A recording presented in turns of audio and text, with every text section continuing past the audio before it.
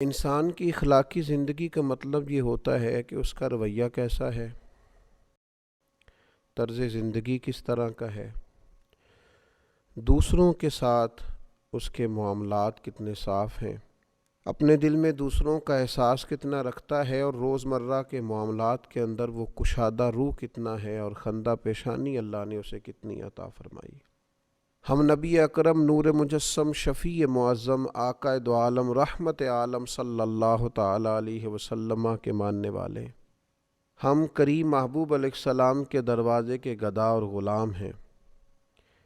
اللہ تعالیٰ نے ہمارے نبی کریم صلی اللہ تعالی علیہ وسلم کی شان و عظمت کو بیان کیا اور فرمایا وَإِنَّكَ لَعَلَىٰ خُلُقٍ عظیم، بے شک آپ عظیم الشان خلق پر فائز ہیں،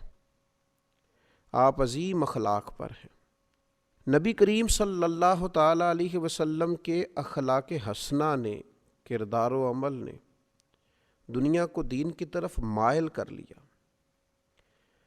شروع میں بڑی سخت مخالفت کرنے والے، پتھر کی طرح مزاج رکھنے والے اور اپنے لفظوں کو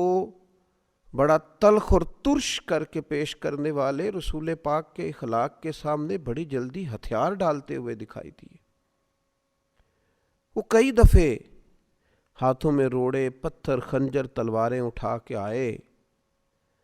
پر کریم محبوب صلی اللہ تعالی علیہ وسلم کے اخلاق حسنہ کا مقابلہ نہیں کر سکے۔ رسول پاک علیہ السلام کی میٹھی گفتگو کا کوئی توڑ ان کے پاس موجود نہیں تھا۔ حضور کے لب و لہجے کی شائستگی، کریم محبوب کا مسکراتا چہرہ، میٹھی، دھیمی، ٹھنڈی، دل موہ لینے والی باتیں اور دلوں میں گھر کرتا ہوا لہجہ، الفاظ کی شرینی اور رسول پاک صلی اللہ تعالی علیہ وسلم کا ناصحانہ انداز اور مائل کرتا ہوا لہجہ، اپنی مخالفت کرنے والے بھی اپنی تنہائیوں میں سوچا کرتے تھے کہ کبھی اس کریم کے غلام بن جائیں نا۔ بحث کر کے معاذ اللہ لوٹ کر جانے والے بھی رستوں میں کہا کرتے تھے لفظ لفظ سچا ہے، بات بات خوشبو والی ہے، ایک ایک جملے سے شہد ٹپکتا ہے، قریب جانے کو نہیں قربان ہو جانے کو دل کرتا ہے۔ یہ جو اخلاقی رویہ ہوتا ہے یہی تو انسان کی اصل پہچان ہوتا ہے۔ اس کا جو اخلاقی رویہ ہوتا ہے وہی سوسائٹی کے اندر اس کے مقام کو متعین کرتا ہے۔ اگر کوئی شخص کہے کہ میں اپنے مال کے زور پر اپنے آپ کو منوا لوں تو نبی پاک علیہ السلام نے فرمایا تم مال کے زور پر لوگوں کے دلوں میں گھر نہیں کر سکتے۔ تو یا رسول اللہ صلی اللہ تعالی علیہ وسلم پھر کس طرح لوگوں کے دلوں میں بسا جا سکتا ہے؟ تو فرمایا اپنے اخلاق کے زور پر۔ تمہارا اخلاقی رویہ ہے جو لوگوں کے دلوں میں تمہارے لیے گھر بنائے گا، جگہ بنائے گا۔ اس لیے نبی پاک علیہ الصلاۃ والسلام کی زندگی کے جو اخلاقی پہلو ہیں اور اخلاقی پہلوؤں کا جو خاص حسن ہے اس پر ایک نظر ڈالنا بڑا ضروری ہے۔ ایک تو یہ ہے کہ بہت عالمی، قومی، ملی باتیں کی جائیں، حضور کی زندگی ہر جگہ فیض دیتی ہے، اس پر بھی گفتگو ہو سکتی ہے، لیکن آج کی نشست میں کچھ چند ایک ایسی خاص باتیں جن کی ہر لمحہ، ہر گھڑی ہمیں اپنی نجی، عائلی اور ذاتی زندگی میں ضرورت پڑتی ہے، ان میں سے حضور علیہ السلام کی بارگاہ سے، اخلاق عالیہ سے چند باتیں آپ کی خدمت میں عرض کرنی ہیں۔ سب سے پہلی بات تو یہ کہ نبی پاک علیہ الصلاۃ والسلام نے اخلاقی زندگی پر زور بہت زیادہ دیا، بلکہ رسول پاک علیہ الصلاۃ والسلام نے فرمایا میں تو دنیا میں بھیجا ہی اس لیے گیا ہوں تاکہ حسن اخلاق کو مکمل کروں۔ اور پھر حضور علیہ الصلاۃ والسلام نے فرمایا کہ میں اس حسن اخلاق کو کس طرح مکمل کروں؟ گویا یہ بھی حضور نے ہمیں بتلایا کیسے مکمل ہوگا۔ فرمایا وہ میں اس لیے مکمل کروں گا کہ مجھے میرے رب نے ادب سکھایا ہے، سو بہت ہی اعلیٰ سکھایا۔ اب وہ آداب جو میں نے اپنے مالک کریم سے سیکھے ہیں گویا وہ تمہیں سکھائے جائیں گے، اور وہ خوب آداب ہیں، ان آداب کو سیکھنا ہے اور اپنی زندگی میں ان کو لازمی طور پر شامل کرنا ہے تاکہ زندگی خوشبو والی بھی ہو، زندگی با مقصد بھی ہو، زندگی با معنی بھی ہو، زندگی سے تکلفات نکلیں۔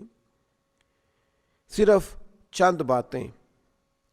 نبی پاک علیہ الصلوۃ والسلام کے اخلاق عالیہ کی۔ سب سے پہلے تو حضرت ابو ہریرہ رضی اللہ تعالیٰ عنہ روایت کرتے ہیں، ادھر انداز دیکھیے، آپ کا جو مخالف ہوتا ہے اس کے لیے کئی دفعہ انسان کی زبان سے بد دعائیں نکل جاتی ہیں، اس کے بارے میں سخت جملے نکل جاتے ہیں، اور لوگ جب تکلیف دیتے ہیں، ستاتے ہیں، تو رد عمل کے طور پر بہت ساری گفتگو انسان سے سرزد ہوتی، اور یہ کوئی ایسی بات نہیں ہے، یہ طبی تقاضا ہوتا ہے، بے ساختہ بھی بعض اوقات کچھ گفتگو نکل جاتی۔ تو حضرت ابو ہریرہ رضی اللہ تعالیٰ عنہ روایت کرتے ہیں کہ رسول اللہ صلی اللہ علیہ وسلم سے عرض کیا گیا مشرکین کے خلاف دعا مانگیں، کیا مختصر سا جواب حضور نے ارشاد فرمایا، نبی رحمت علیہ السلام فرمانے لگے، مجھے لعنت کرنے والا نہیں بنا کے بھیجا گیا، مجھے تو رحمت بنا کے بھیجا گیا، تو جو کام ہم کرنے آئے ہیں وہی کریں گے، گویا رحمت بنا کے بھیجا گیا ہے تو گفتگو بھی رحمت کی ہوگی، فضل و احسان کی ہوگی، کرم کی ہوگی، یہ مسلم میں موجود ہے۔ پھر انسانی زندگی کا ایک پہلو تو یہ ہوا کہ انسان اپنے مخالفین کے بارے میں بھی لعنت ملامت کا رویہ اختیار نہ کرے، اور ایک دوسرا پہلو ہوتا ہے انسانی زندگی میں کہ انسان جلد باز ہوتا ہے، تنگ پڑتا ہے بعض اوقات بڑی جلدی۔ اس کے لیے ہمارے ہاں پنجابی میں ایک لفظ بولا جاتا ہے، شاید وہ اس مفہوم کو زیادہ واضح کرے کہ جناب سوڑے پہ گئے ہو تسی، بڑی جلدی آپ کسی چیز سے تنگ آ گئے، اکتاہٹ بڑی جلدی فیل کرنے لگے، چڑچڑا پن آ گیا، چھوٹی چھوٹی باتوں سے ناراض ہونے لگے۔ یہ چیز انسانی رویے کو بڑا گھٹن والا سا کر دیتی ہے، اور اگر پورے گھر کے اندر ایک شخص بھی ایسا ہو نا جس کی طبیعت اس طرح کی ہو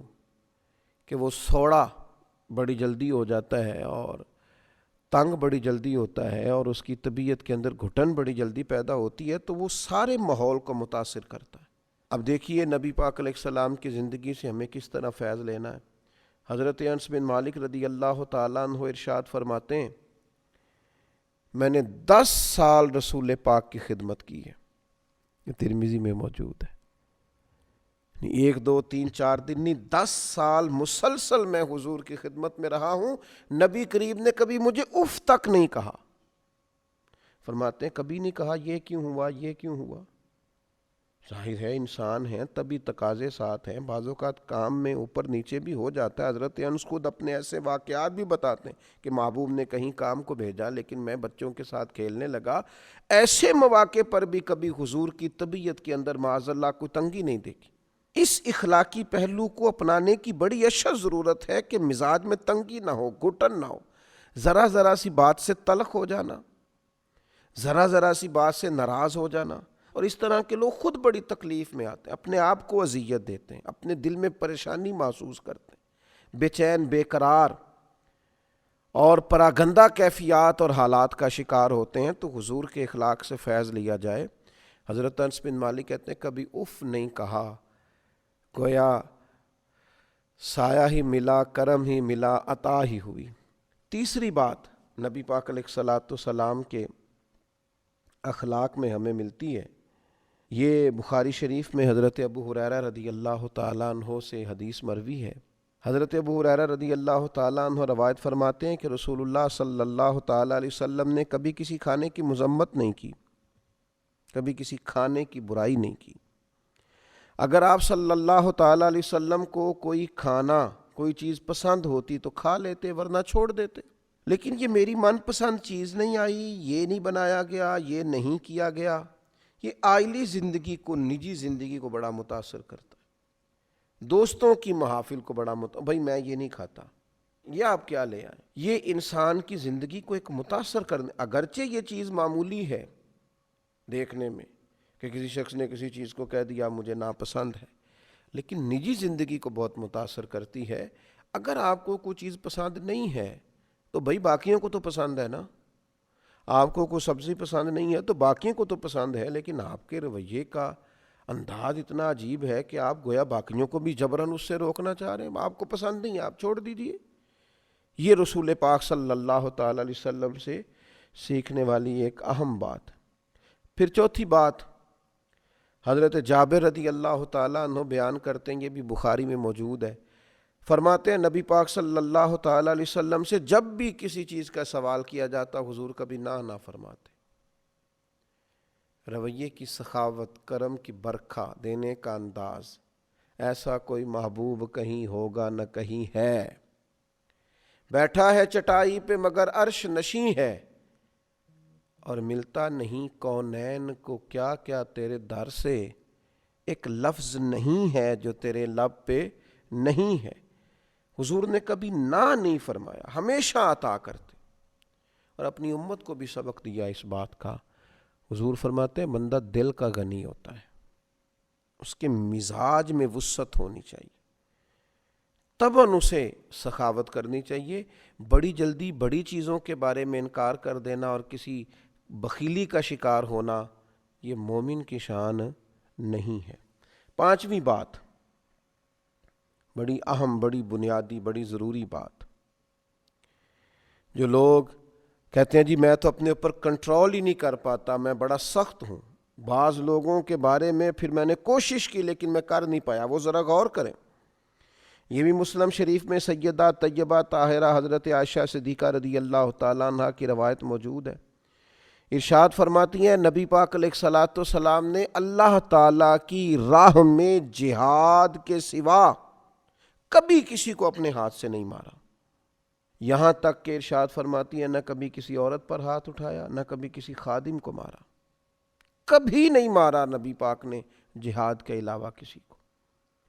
میں عرض کروں گا وہ لوگ جو سمجھتے ہیں کہ ہر چیز کا انداز ڈنڈا ہے اور ہر جگہ ہمیں سختی ہی کرنی ہے، کبھی طلباء پر، کبھی خدام پر، کبھی غرباء پر، کبھی کسی پر، کبھی کسی محتاج پر، وہ غور کریں۔ یہ روایت جو مسلم شریف میں موجود ہے سیدہ عائشہ صدیقہ رضی اللہ تعالی عنہ کی، یہ ایک بہت بڑا ہمارے سامنے اخلاقی رویہ حضور علیہ السلام کی بارگاہ سے خیرات لے کر رکھتی ہے کہ ہمیں غور کرنا چاہیے اپنے رویے پر۔ کبھی کسی کو نہیں مارا نبی پاک علیہ السلام، کبھی کسی عورت پر ہاتھ نہیں اٹھایا۔ لہذا ایسے لوگ جو خواتین پر ہاتھ اٹھاتے ہیں اور پھر اپنے آپ کو بڑی اپنے تئیں مردانگی ظاہر کرتے ہیں، وہ خیال کریں کہ یہ ہمیں حضور علیہ الصلوۃ والسلام نے رویہ سکھایا۔ پھر چھٹی بات، حضرت عائشہ صدیقہ رضی اللہ تعالی عنہا ارشاد فرماتی ہیں کہ نبی پاک صلی اللہ تعالی علیہ وآلہ وسلم کو اگر دو باتوں میں اختیار دیا جاتا تھا تو حضور آسان بات کو اختیار فرماتے تھے۔ مشکلات نہیں پیدا کرنی، لوگوں کو اذیت نہیں دینا، کوشش کرنی ہے اگر کسی کے لیے آسانی کی جا سکتی ہو، سہولت دی جا سکتی ہو، ایک ہی دفعہ کسی کا کام کر دیا جائے۔ اگر آپ کے اختیار میں ہے تو کسی کی مشکل میں جلد اس کے لیے گنجائش پیدا کی جائے، بلا وجہ لوگوں کو تکلیف میں نہ ڈالا جائے۔ اور پھر ساتویں بات، اسی حدیث کا اگلا حصہ، حضرت عائشہ صدیقہ رضی اللہ تعالیٰ عنہ فرماتی ہیں نبی پاک علیہ السلام نے اپنی ذات کے لیے کبھی کسی سے انتقام نہیں لیا۔ ہاں اگر کوئی اللہ کی حدود کی خلاف ورزی کرتا تھا تو آپ اللہ تعالیٰ کی رضا کے لیے اسے سزا دیتے، ذات کے لیے، ذات کے لیے۔ کتنے جھگڑے ہمارے جو صرف ذاتی ہیں، اور کتنی دور تک چلے گئے اور کتنی حدوں کو ہم نے کراس کر لیا۔ تو اپنی ذات کا بت نہ بنائیں معاذ اللہ، اپنی ذات کے لیے حضور علیہ السلام نے کبھی کسی سے انتقام نہیں لیا۔ پھر آٹھویں بات، درگزر کرنے کا بڑا اہم پہلو تھا حضور کی مقدس زندگی میں۔ کفار مکہ نے کیا کچھ نہیں کیا، کس کس رنگ میں انہوں نے تکلیف نہیں دی، لیکن فتح مکہ کے موقع پر حضور نے فرمایا بتاؤ تمہارے ساتھ کیا سلوک، اور انہوں نے کہا آپ بھی کریم ہیں، آپ کے والد بھی کریم ہیں، خاندان ہی کریموں کا ہے۔ فرمایا وہی سلوک کروں گا جو جناب یوسف نے اپنے بھائیوں کے ساتھ کیا تھا، جاؤ تم پر کوئی مطالبہ نہیں، تمہیں معاف کیا۔ تو درگزر کا پہلو، گنجائش کا پہلو زندگی میں ضرور رکھیں، بڑی جلدی سارے دروازے بند نہ کر دیے جائیں، کچھ تھوڑا سا مزاج کے اندر برتری کو بھی رکھا جائے۔ اور 9ویں بات، حضرت عائشہ صدیقہ رضی اللہ تعالیٰ عنہا ارشاد فرماتی ہیں نبی پاک علیہ السلام کبھی وہ بات نہیں کرتے تھے جو حیا کے خلاف، نہ تبن نہ تکلفن، کبھی کوئی ایسی بات حضور علیہ السلام نہ فرماتے. اور فرماتی ہیں حضور بازاروں میں شور نہیں کرتے تھے. نبی پاک برائی کا بدلہ کبھی برائی سے نہیں دیتے تھے بلکہ معاف کر دیتے، درگزر کرتے.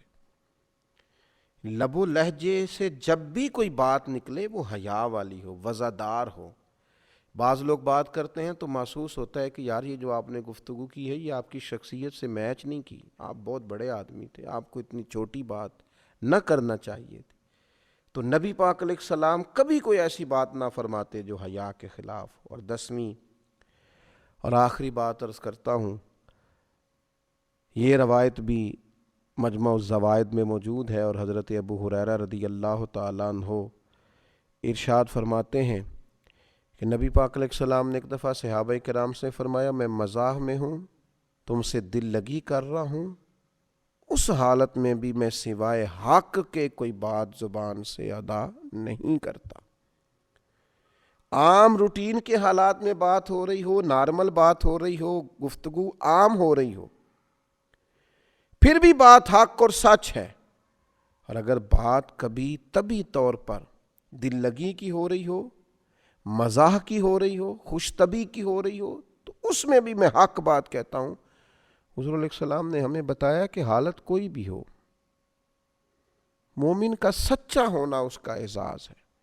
وہ غصے کی حالت میں ہو، خوشی کی حالت میں ہو، یا نارمل حالات میں ہو، اسے سچ کا دامن کبھی نہیں چھوڑنا چاہیے. یہ مومن کی شان ہے. میں نے دیکھا ہے بہت سارے لوگ بیچارے صرف لوگوں کو خوش کرنے کے لیے جھوٹے لطیفے سناتے ہیں. اس قدر زیادہ اپنی جان پر ظلم ہے کہ کچھ دیر لوگوں کے سامنے اپنی پذیرائی کے لیے جھوٹ بولا جائے، اتنا بڑا جرم کیا جائے. اللہ تعالیٰ نبی پاک علیہ الصلاۃ والسلام کے اخلاق عالیہ کی ان 10 باتوں سے ہمیں فیض یاب ہونے کی توفیق عطا فرمائے. وما علینا الا البلاغ.